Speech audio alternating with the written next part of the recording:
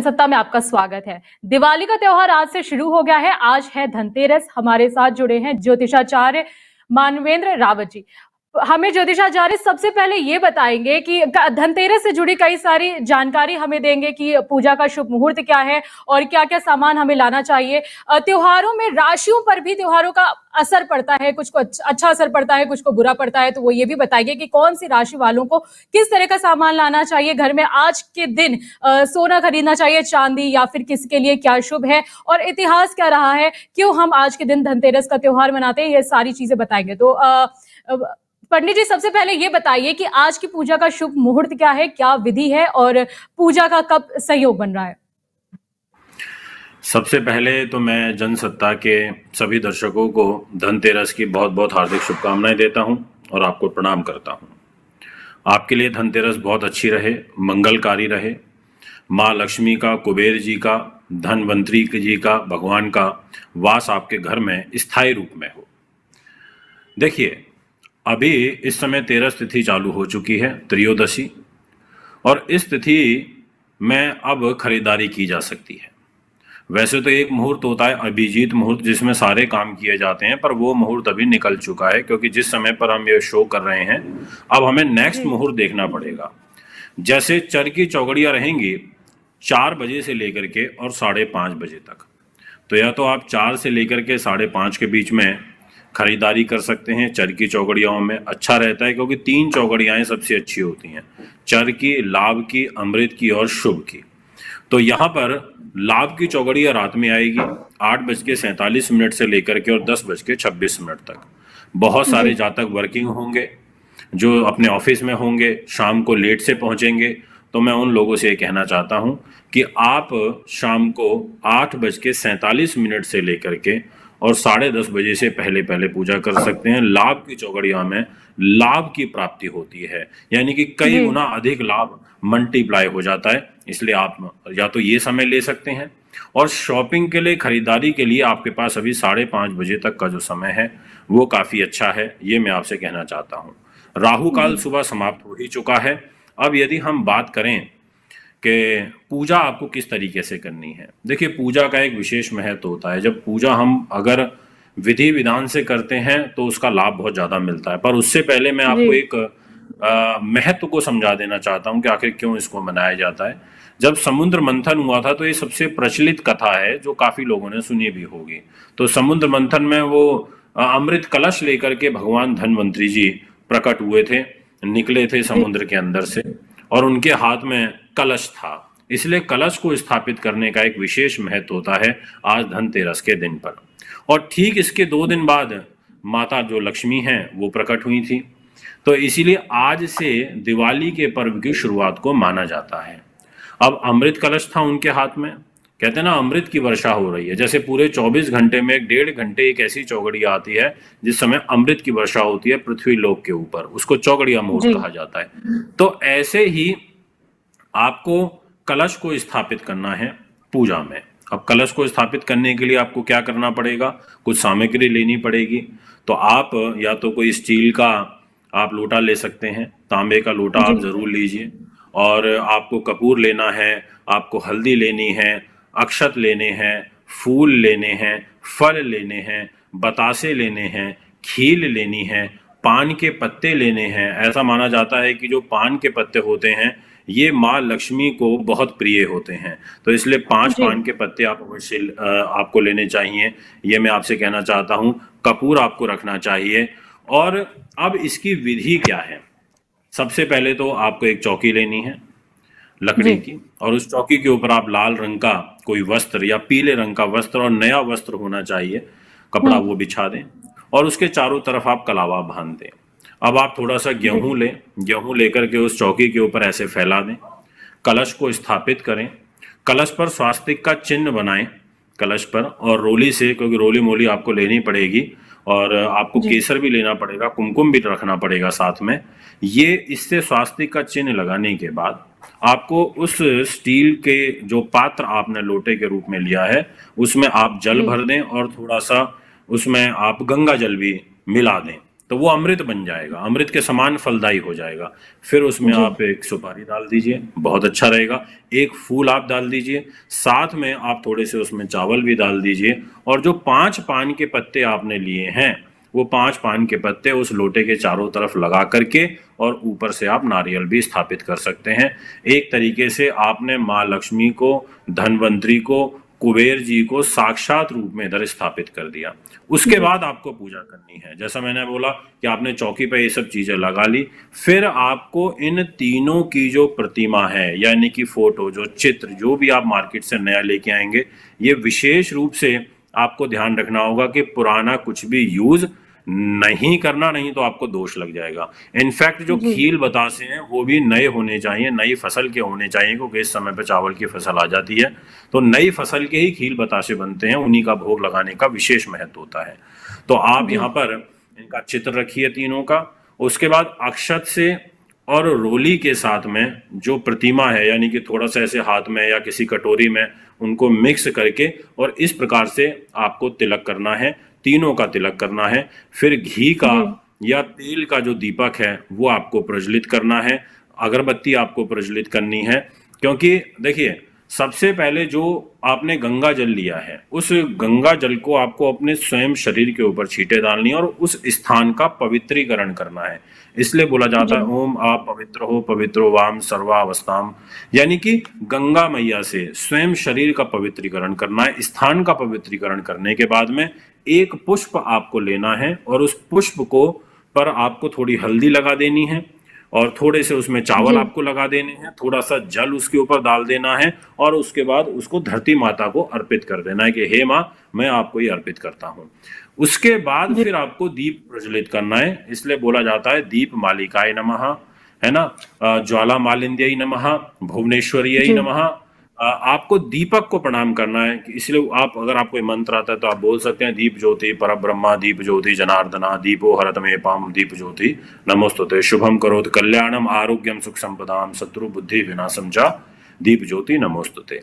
इस प्रकार से जी आपको दीपक को प्रणाम करने के बाद में, और जो मैंने आगे का आपको सारा बताया, तिलक और ये सब लगाने के बाद में, अगरबत्ती धूप बत्ती करने के बाद में, पूरे घर के अंदर गंगा जल के छींटे डालने के बाद में, फिर उसके बाद आप जो भी नया लेकर के आए हैं, तो जो आप थाली सजाएंगे, जिस थाली में आपने आरती के लिए दीपक रखा है, कुछ पैसे के रूप में, दक्षिणा के रूप में आपने माँ लक्ष्मी को अर्पित किया है, और जो आप जी सोने का, चांदी का या कोई बर्तन आप लेकर के आए हैं, वो आपको यहाँ पर रखना है। और फिर उनके समकक्ष रखने के बाद में आपको शांति से बैठ करके अपना नाम लेना है, अपना गोत्र बोलना है, जो जिस पते पर आप रहते हैं आपको वो बोलना है, ताकि एक प्रकार से आपके नाम से वो संकल्प हो जाए।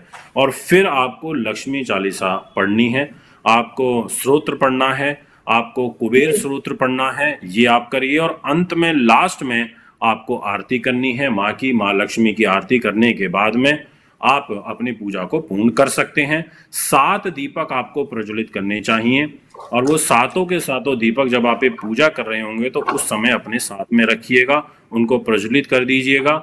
और बाद में फिर उन्हीं दीपकों को आपको घर में जलाना है, और उसमें से एक दीपक आपको विशेष रूप से दक्षिण दिशा के अंदर जलाना चाहिए। दक्षिण दिशा बहुत महत्वपूर्ण दिशा होती है, और इस दिशा के अंदर सूरज तपता है।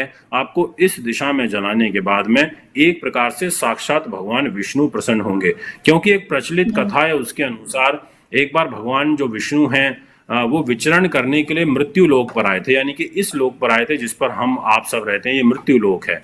तो जब वो इस तरफ आए तो दक्षिण की तरफ जा रहे थे, तो माँ लक्ष्मी भी बोलने लगी कि मैं आपके साथ में चलूंगी। तो उन्होंने बोला आप क्या करोगे? वो कह रहे कि नहीं, कह रहे मैं तो दक्षिण की तरफ जा रहा हूँ मृत्यु लोक पर विचरण करने के लिए। तो वो भी बोले कि मैं भी आपके पीछे पीछे चलूंगी। तो उन्होंने बोला मैं जैसे जी कहूंगा वैसे करना है, आपको शांत रहना है, कुछ बोलना नहीं है, ना मेरे से कोई सवाल करना है, जैसे मैं बोलूंगा वैसे करना है। तो वो दक्षिण दिशा की तरफ गए। इसीलिए आपको दक्षिण दिशा में एक दीपक जरूर प्रज्वलित करना चाहिए, इससे आप भगवान विष्णु प्रसन्न होते हैं। ये मैं आपसे कहना चाहूंगा। अब बात करते हैं, जी जैसा अभी आपने मेरे सामने प्रश्न रखा, राशियों पर क्या प्रभाव रहेगा, या राशियों के अनुसार भी हमारा धनतेरस प्रभावित होगा, या कोई पर्टिकुलर हमें सामान या कोई ऐसी वस्तु कलर के हिसाब से लेनी चाहिए, तो मैं जरूर बोलूंगा। देखिए, दिवाली के पर्व पर, धनतेरस के पर्व पर हम बहुत सजावट करते हैं, हम घर को सजाते हैं, रंग बिरंगे रोलियां बनाते हैं और हम जी फूल मालाएं लेकर के आते हैं। तो मैं सभी मेष राशि के हमारे जातकों से, जनसत्ता के दर्शकों से मैं ये कहना चाहता हूं कि मेष राशि के जातकों, आपको विशेष रूप से आप मेहरून रंग से संबंधित चीजों का ज्यादा उपयोग करना चाहिए। सजावट में भी मेहरून रंग के चीजें आप इस्तेमाल कर सकते हैं। ये मैं जी कहूंगा लाल रंग का आप ज्यादा इस्तेमाल कर सकते हैं, आपके लिए बड़ा उपयोगी साबित होगा।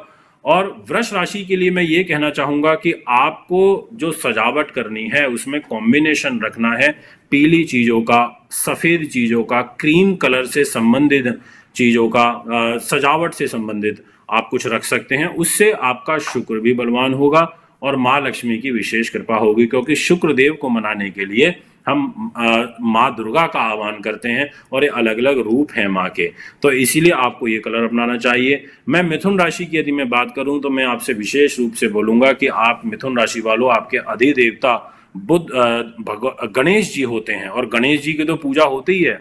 दिवाली में पूजा ही विशेष रूप से होती है लक्ष्मी जी की और गणेश जी की, क्योंकि बुद्धि सिद्धि के दाता होते हैं गणेश जी। तो इसलिए आप हरे रंग का इस्तेमाल करें और विशेष रूप से आपको घास का यानी कि दुर्वा का प्रयोग आज पूजा में जरूर करना चाहिए। गणेश चालीसा भी आप कर सकते हैं, क्योंकि आप मिथुन राशि के जातक हैं तो आपके लिए अच्छा रहेगा। हरा, लाइट ग्रीन, इस तरीके का कॉम्बिनेशन आप बनाइएगा। हल्का सा लाइट ब्लू कलर भी आप इस्तेमाल कर सकते हैं आज घर की सजावट में और आगे आने वाले 3-4-5 दिनों तक भी। कर्क राशि के लिए मैं ये कहना चाहूंगा कि आपके लिए सफेद रंग बहुत शुभ है, आप इस रंग का प्रयोग करिए। इससे आपका चंद्रमा भी मजबूत होगा। चंद्रमा मन सो जाता है, मन मजबूत होगा तो इंद्रियां मजबूत होंगी, इसलिए आप इस कलर का इस्तेमाल करें। इसके अलावा सिंह राशि से मैं ये कह सकता हूं कि आपको येलो और साथ में ऑरेंज, विशेष रूप से ऑरेंज रंग का अगर आप इस्तेमाल करते हैं तो ज्यादा अच्छा रहेगा। और थोड़ा सा आप उसमें मिश्रण कर सकते हैं पिंक का और लाल रंग का। इन 3 कॉम्बिनेशन का बना करके आपको आगे बढ़ना चाहिए। कन्या राशि के सभी दर्शकों से मैं ये कहना चाहूंगा कि आपके लिए भी सफेद रंग, क्रीम कलर बहुत उपयोगी साबित होता हुआ नजर आ रहा है। इस रंग का प्रयोग करें। और तुला राशि के लिए भी मैं यही कहना चाहूंगा कि आपको ग्रीन कलर साथ में ब्लैक कलर का हल्का कॉम्बिनेशन रखना है, 10-20% का। मेन तो आपके लिए सबसे अच्छा रहेगा व्हाइट, क्रीम और साथ में लाल रंग। अगर हम बात करें वृश्चिक राशि की तो मैं ये कहना चाहता हूं कि आप स्वतंत्र हैं किसी भी कलर को अपनाने के लिए, क्योंकि आपकी राशि की स्थिति इतनी अच्छी और बलवान चल रही है इस समय। तो मैं आपको कहता हूं कि आपका जो मन करे आप वो प्रयोग कर सकते हैं। और बात करें यदि धनु राशि की तो देखिए, धनु राशि के स्वामी ग्रह देवगुरु बृहस्पति होते हैं, सबसे ज्ञानी ग्रह हैं नव ग्रह मंडल के अंदर। तो आपको पीली चीजों का इस्तेमाल ज्यादा करना है, जैसे मेरी जैकेट का कलर है येलो कलर है, भगवा है, इस तरीके का कलर कॉम्बिनेशन आप रखें और इसी तरीके को के वस्त्रों का प्रयोग भी आप आगे आने वाले 3-4 दिनों में अपने दैनिक जीवन में करें। तो इससे आपका जो गुरु है वो भी बलवान होगा। धन की आवक के लिए गुरु का महत्व होता है और देवी के रूप में माँ लक्ष्मी की कृपा होती है। तो आप यहाँ पर एक कॉम्बिनेशन बना सकते हैं।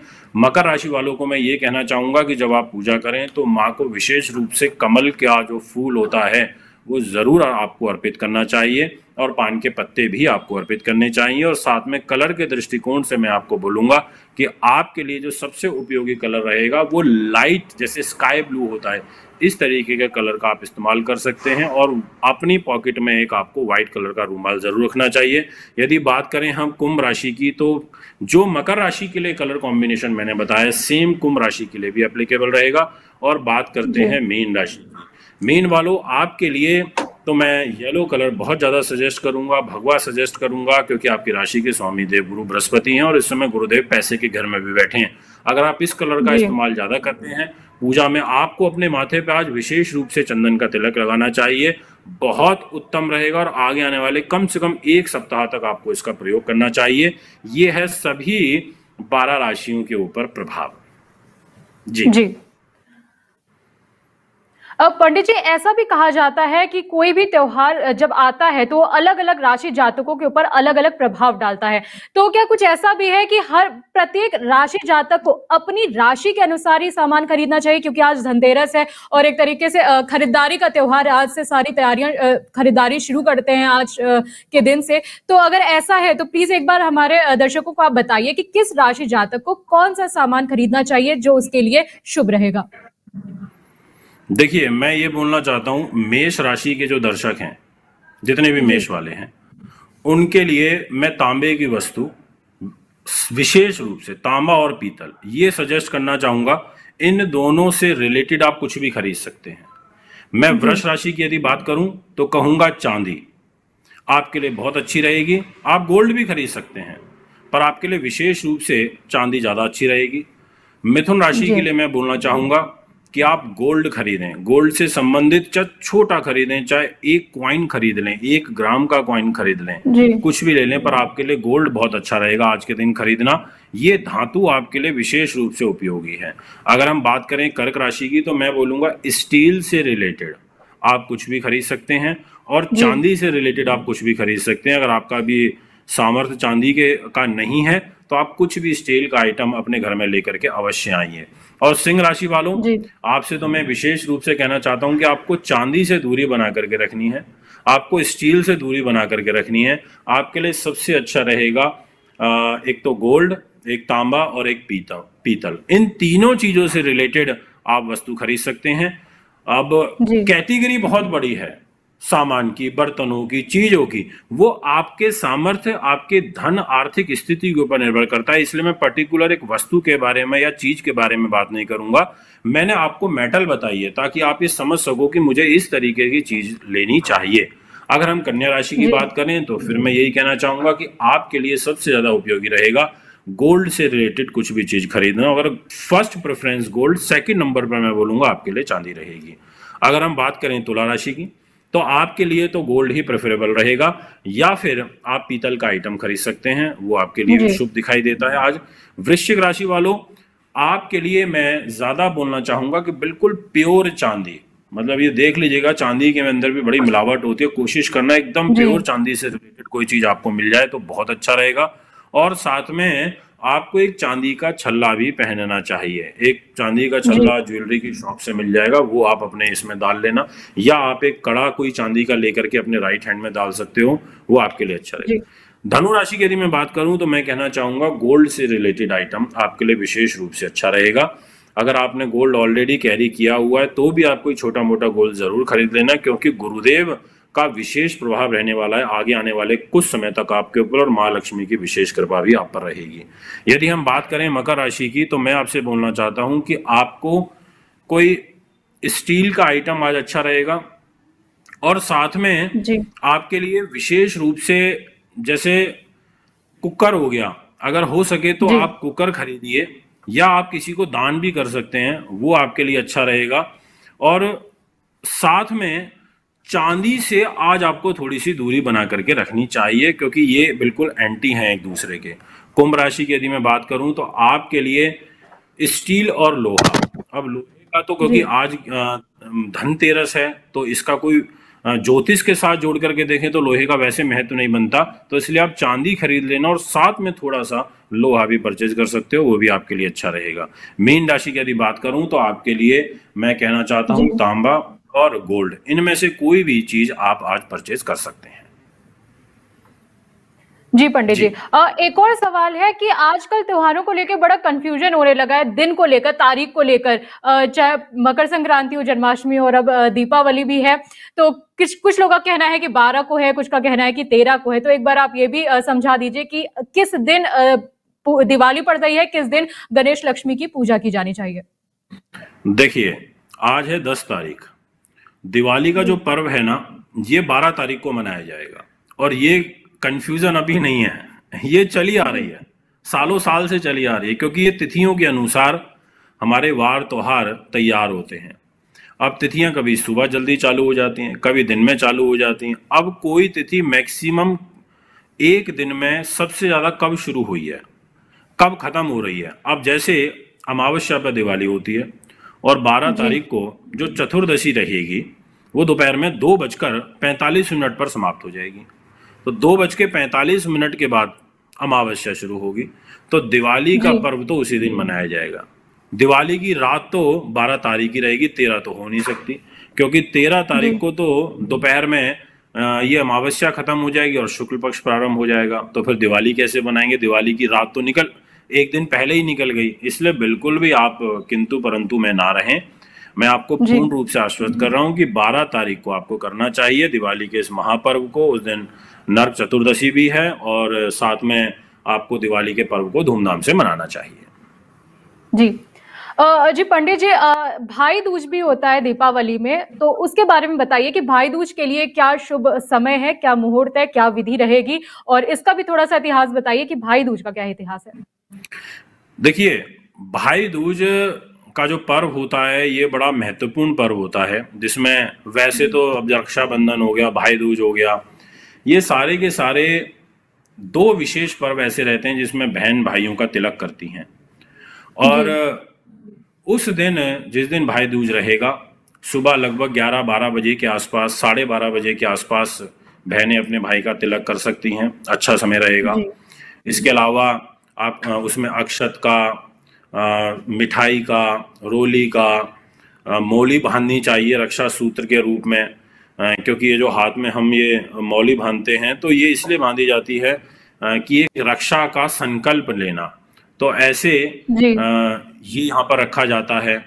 तो इसको आप 11 से 12, 12:30 बजे के आसपास में बहनों को मनाना चाहिए, ठीक रहेगा। बाकी एक विशेष इसके विषय में मैं तो चाहूंगा, जनसत्ता को कहना चाहूंगा, आप लोगों को एक अलग से स्पेशल वीडियो बनाइए जिसमें हम बहुत सारी इसको विधिवत तरीके से समझाएंगे कि इसका क्या महत्व है, कब मना, इसके और ऑप्शनल क्या हो सकते हैं और किन बातों की सावधानी बरतनी चाहिए, क्या कलर धारण करना चाहिए, कैसे विचार होने चाहिए, क्योंकि विचारों की शुद्धि बहुत जरूरी है, आपके मन का भटकाव नहीं होना चाहिए, उसमें बहुत सारी चीजें होती हैं। तो हम एक उसको अलग से, मैं चाहूंगा कि एक वीडियो बनाई जाए।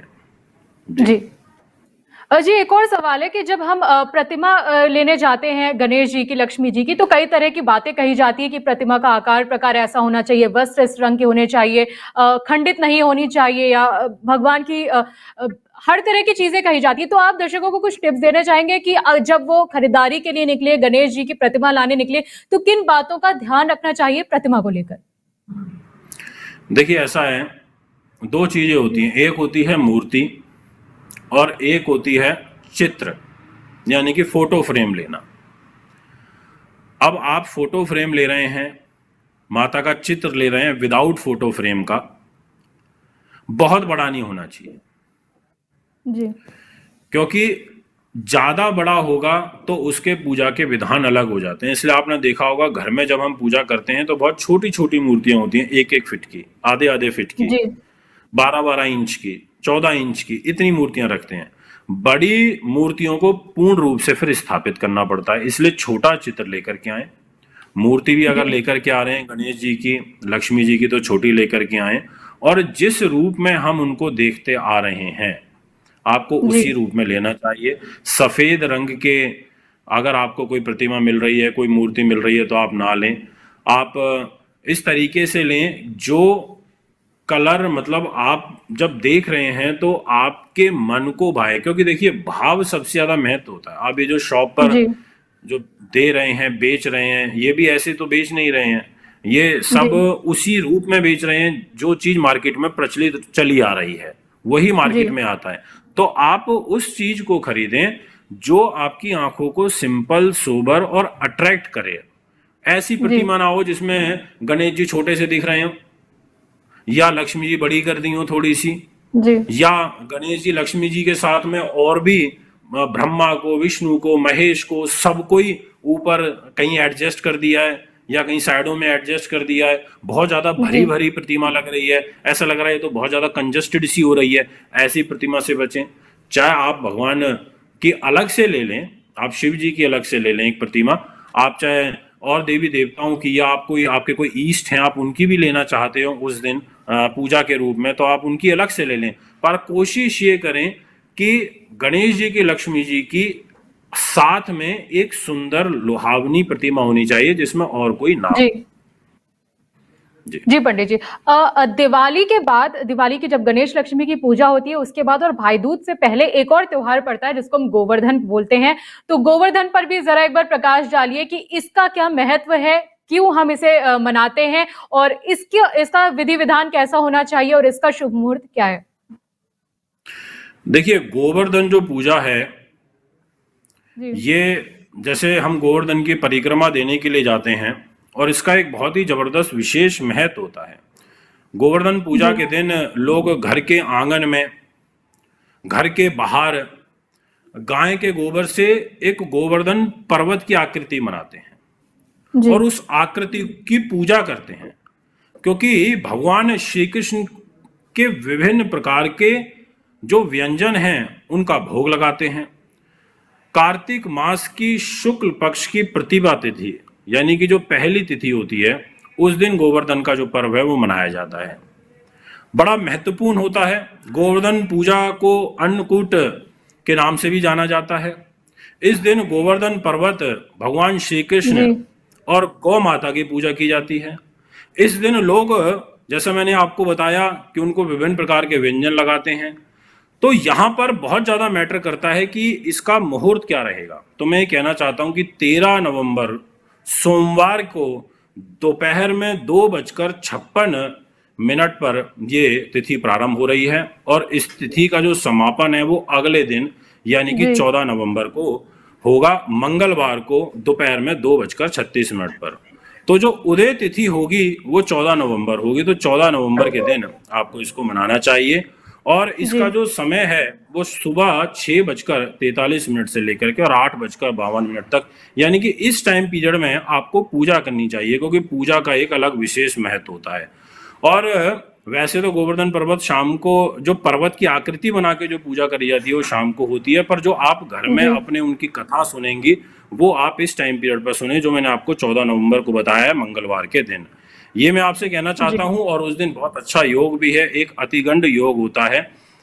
ये योग जब शुरू हो जाता है तो हमारे को एक प्रकार से सावधान होना होता, रहना पड़ता है। तो आप कोशिश ये करिए कि दोपहर से पहले पहले आप पूजा कर लें, ज़्यादा अच्छा रहेगा। और गोवर्धन पूजा के दिन सुबह से ही एक अनुराधा नक्षत्र होता है, उसका प्रभाव रहेगा, जी तो उस दिन सुबह करना ज़्यादा अच्छा रहेगा। इसकी एक पौराणिक कथा भी है। जैसे पौराणिक कथाओं के अनुसार भगवान श्री कृष्ण द्वारा सर्वप्रथम गोवर्धन पूजा आरंभ करी गई जी थी। श्री कृष्ण ने गोवर्धन पर्वत को अपनी उंगलियों पर उठा करके इंद्रदेव के क्रोध से ब्रजवासी और पशु पक्षियों की रक्षा करी थी। यही कारण है कि गोवर्धन पूजा में गिरिराज महाराज की जय, गिरिराज महाराज की जय जी के नारे लगाए जाते हैं। गिरिराज महाराज के साथ कृष्ण जी के पूजन का भी विधान बताया गया है, इसीलिए इस दिन अन्नकूट का एक विशेष महत्व बताया गया है। तो ये सारी चीजें हैं जो मैंने भी आपसे डिस्कस करी।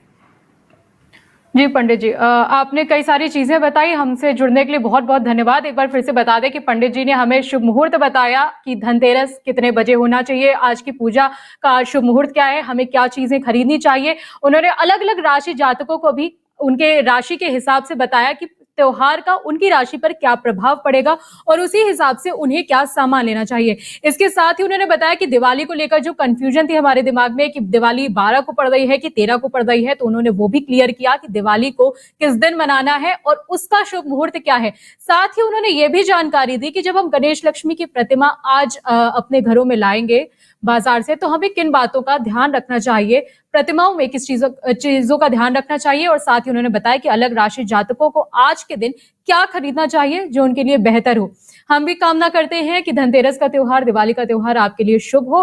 और साथ ही ये भी बताया पंडित जी ने कि भाई दूज का क्या महत्व है। हर त्योहार का, धनतेरस, दिवाली, भाई दूज और गोवर्धन, हर चीज का उन्होंने बताया कि इन त्योहारों का क्या महत्व है, क्यों मनाए जाते हैं त्योहार। हम आपको और भी जानकारी देते रहेंगे। आप हमारे चैनल को सब्सक्राइब जरूर करें।